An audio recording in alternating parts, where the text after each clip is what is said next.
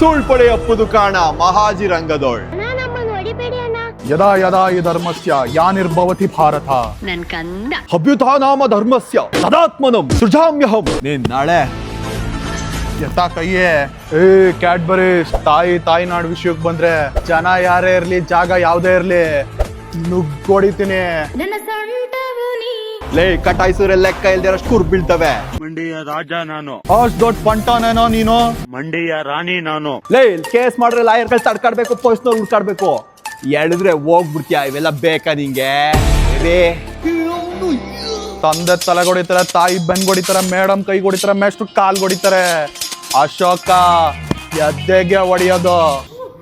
ಲಕ್ಷ್ಮಿ ಬೇಡವ್ವ, ಚಿಟ್ಟೆ ಬಂದ್ರೆ ವೇಗ ಇರುತ್ತೆ, ಹುಲಿ ಬಂದ್ರೆ ಗಾಂಭೀರ್ಯ ಇರುತ್ತೆ, ಸಿಂಹ ಬಂದ್ರೆ ಗರ್ಜನೆ ಇರುತ್ತೆ, ಈ ಸೂರ್ಯ ಬಂದ್ರೆ ಈ ಮೂರು ಇರುತ್ತೆ.